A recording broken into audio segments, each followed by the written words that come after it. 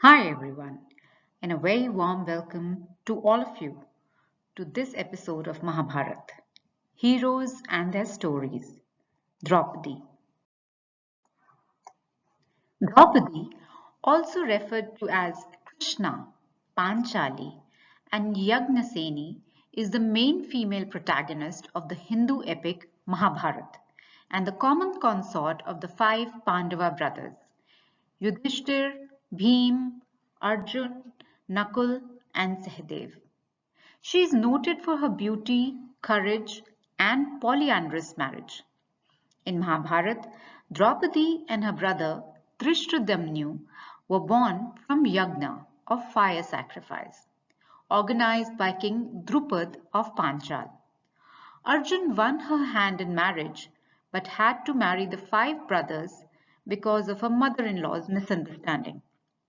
Later, she became an empress as Yudhishthir performed the Rajasuya ritual and achieved the status of the emperor. She had five sons, one from each Pandava, who were collectively addressed as the Upapandavas.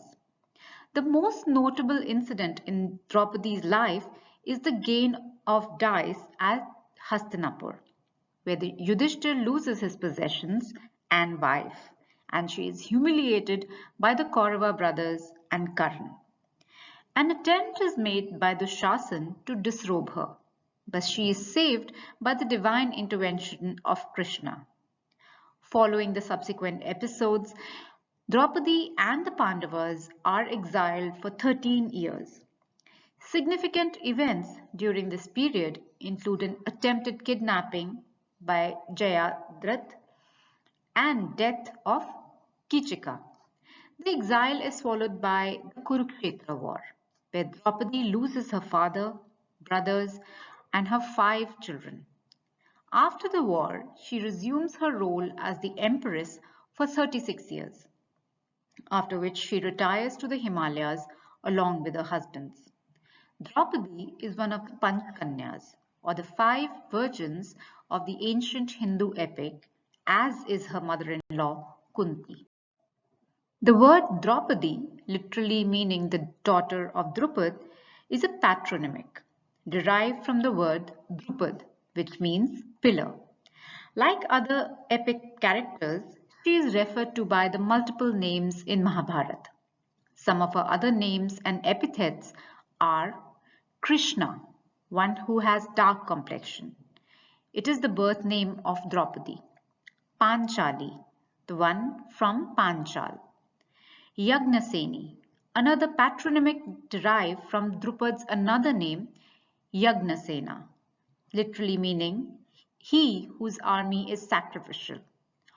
Or the name can also mean one born from Yagna, or sacrificial fire. Drupada Kanya, the daughter of Drupad. Serandari, an expert maid. This pseudonym was assumed by Draupadi during her incognito life. Parshati, granddaughter of Prishita or daughter of Prishati. Both the names Prishati and Prishita are derived from Prishita, Drupad's father. Nityayuvni, one who remains young forever and never becomes old. Mahabharati, the virtuous wife of great descendants of Bharat, the Pandavas. Agni Sutta, daughter of fire. Kalyani, one who brings fortune. Yudhishthira addressed her by this name. Malini, fragrant one, who makes garlands. Panchavallabha, beloved of the five Pandavas. Pandu Sharmila, or daughter-in-law of Pandu. Most Hindu texts state that Draupadi was not born of a woman, and thus she is often described as an Ayonija, or the one not born from a woman's womb. Her birth is narrated in the Adi Parva of the epic. Drona, the teacher of the Kuru princes, defeats Drupad with the help of his students and takes half of Panchal. Drupad seeks vengeance but realizes that none of his children and allies is capable enough to slay Drona. As a result, he decides to perform a yagna or fire sacrifice to obtain a powerful son. With the sages Yaja and Upyaja serving as the head priests, the yagna is conducted. After completion, the priests instruct Prishati, the wife of Drupada, to consume the sacrificial offering. But she refuses and asks them to wait till she washes herself. Unable to wait, Yuja pours the offering into the altar of the fire sacrifice, from which a youthful man and a woman emerge. The latter's birth is followed by a divine prophecy. This dark complected girl will be the first of all women, and she will be the cause of the destruction of many Kshatriyas.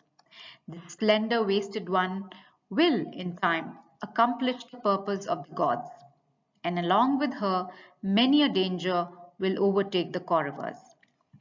The youth and the maiden are named Drishtadamnu and Krishna, but the latter one is better known by a patronymic name, Draupadi. They accept Drupada and Prishati as their parents and are raised in Drupada's palace. Draupadi is described to be extremely beautiful. Vyasa, the author of Mahabharata, describes her as having a dark complexion, lotus-like eyes, beautiful copper nails, dark curly hair, and an enchanting fragrance like that of a blue lotus. Mahabharata includes an exceedingly flattering description of Draupadi as she arose from the fire. The fire-born woman was extremely beautiful. Her eyes were black and as large as lotus petals. Her complexion was dark, and her locks were blue and curly. Her nails were beautifully convex and bright as burnished copper. Her eyebrows were fair, and her bosom was deep. Indeed, she resembled the veritable daughter of a celestial born among men. Her body gave out fragrance like that of a blue lotus, perceivable from a distance of full 2 miles. Her beauty was such that she had no equal on earth. Like a celestial herself, she could be desired in marriage by a celestial, a Danava, or a Yaksha. This is in Mahabharat Adi Parva, chapter 169-3. Drupad intended to wed Draupadi to Arjun, who had previously defeated him in a battle. Upon hearing of Pandava's supposed death at Vanavrata, he set up a Swamvar contest for Draupadi to choose her husband from the competitive contest. The test was to lift and string a bow and fire arrows to pierce the eye of a golden fish, only by looking at its reflection in the water. The news of Draupadi's Swamvar spread far and wide, and numerous princes as well as general public, including Brahmins, began proceeding towards Panchal. It so happened that the Pandavas also began their journey towards Panchal at this time, along with their mother Kunti. As they were on their way towards Panchal, they met a large group of Brahmins on their way to Panchal, who invited Pandavas to join them. At the Swamvar, almost all the assorted monarchs were unable to compete with the challenge. There are some variations regarding Karna's participation. Some renditions show Draupadi refusing to marry Karan on account of being a Sutputra, while others variations describing him of failing to string the bow by the breadth of a hair. In the end, Arjun succeeds in the task, dressed as a Brahmin. The other attendees, including the Kauravas and Karan, protest at a Brahmin winning the competition and attack Draupadi and Arjun. Arjun and Bhim together protect Draupadi by defeating all attendees and are able to retreat. Arjun, along with Draupadi and his brothers, run home to tell Kunti of his success, shouting, "Look what we found!" Kunti thought she was referring to alms found in the forest or to some great prize unknown to her. She tells Arjun that the find must be shared with his brothers, as they had always shared such things in the past. This misunderstanding, combined with a motherly command, leads to an agreement that all five brothers marry her. This is one of the rare examples of polyandry in Sanskrit literature. The brothers agreed that none should intrude if Draupadi was alone with one of the others, the penalty of doing so being 12 years to be spent in exile. Some versions say that a year was allotted to each Pandava, and during that year, only that Pandav could enter Draupadi's private chambers, while the others have no such mention. Later, Draupadi becomes a mother of five sons, one son each from the Pandav brothers. They were known as the Upapandavas. Their names were Prativindya from Yudhishthir, Sutsoma from Bhim, Shrutkarma from Arjun, Satanika from Nakul, and Shrutsena from Sahadeva. Ashwasthama killed the Upapandavas during his surprise raid on Pandav camp on the 18th day of the war to avenge the death of his father Drona. With the Pandava survival revealed, a succession crisis was started. Upon the news of Pandava's death at Vanavrata, the title of the crown prince had fallen on Duryodhan. Dhritarashtra invites the Pandavas to Hastinapur and proposes that the kingdom be divided. The Pandavas are assigned the wasteland Khandavprasth, referred to as the unreclaimed desert. With the help of Krishna, Pandavas rebuilt Khandavprasth into glorious Indraprasth. The crown jewel of kingdom was built at the Khandava forest, where Draupadi resided in the palace of illusions. Yudhishthira performed the Rajsurya Yagya with Draupadi by his side. The Pandavas gained lordship over many regions. Draupadi was trained in economy and was responsible for the treasury of the empire. Additionally, she also ran a citizen liaison.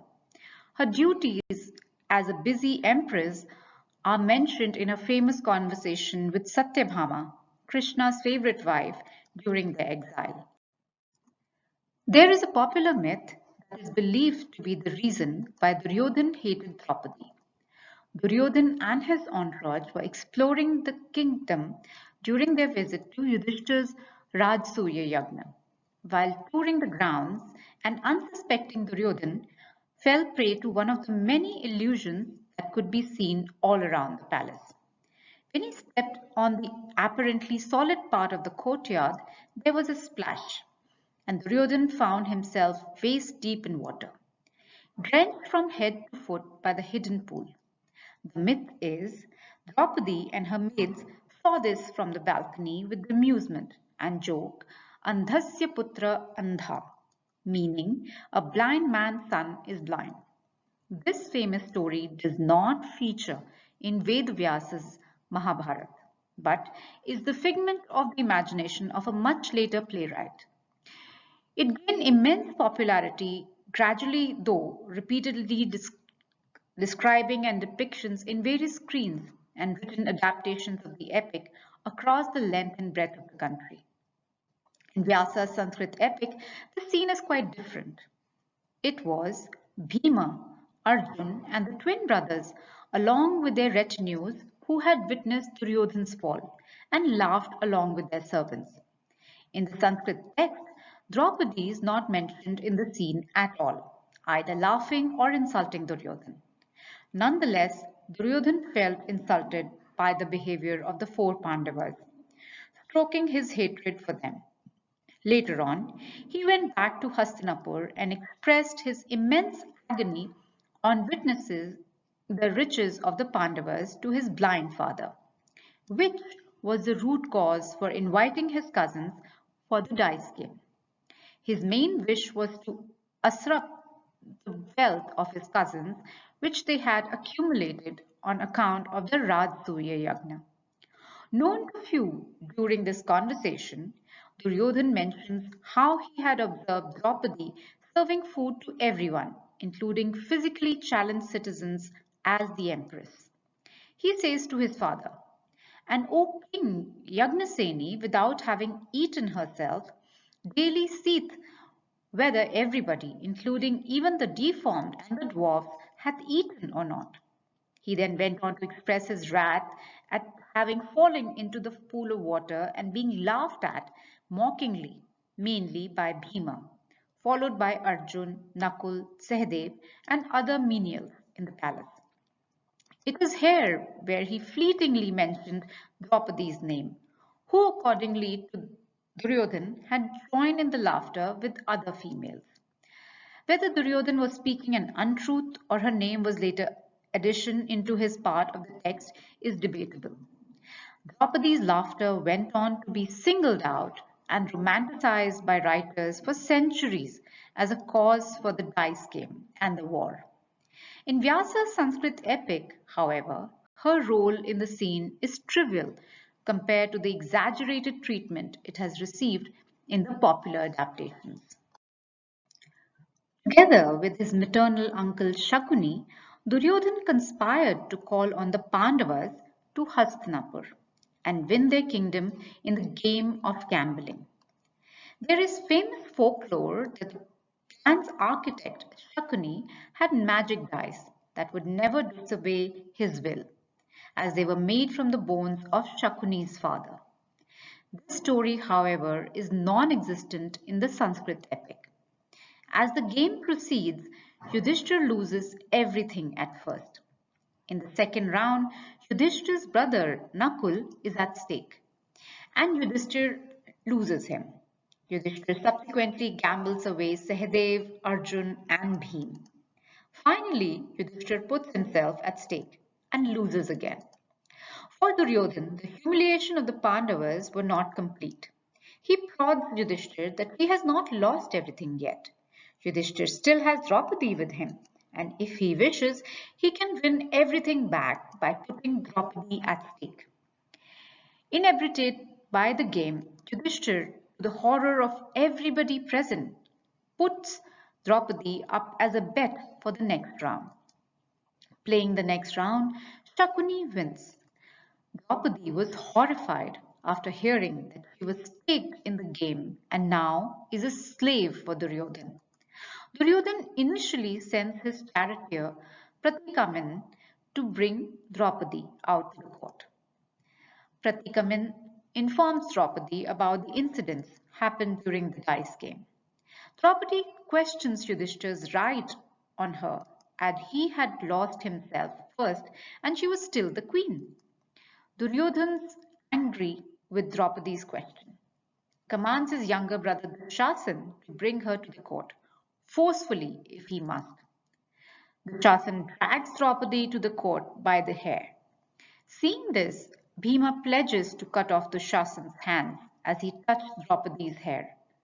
Now, in an emotional appeal to the elders present in the forum, Draupadi repeatedly questions the legality of the right of Yudhishthira to place her at stake. The only Kauravas who objected to the disrobing of Draupadi in the court are Vikarna and Yuyutsu. Vidur openly calls Duryodhan a snake and demon after finding no support even from his own brother. Vidur is helpless. Karan further orders Dushasan to take Draupadi to the servants' quarter and derisively asks her to choose another husband who, unlike Yudhishthira, would not gamble her away. During the war, Draupadi stays at Ekachakra with other women.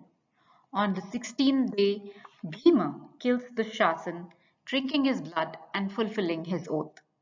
A popular myth often depicted in well-known adaptations of Mahabharata depicts Draupadi washing her hair with her brother-in-law Dushasan blood as a mark of her vengeance against the molestation she had suffered at the dice game.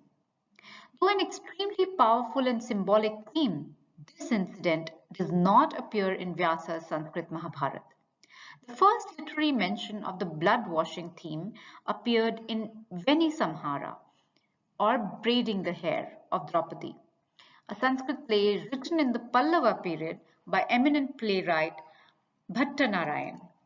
Since then, this powerful theme of vengeance has been used in many retellings and adaptations on Mahabharata.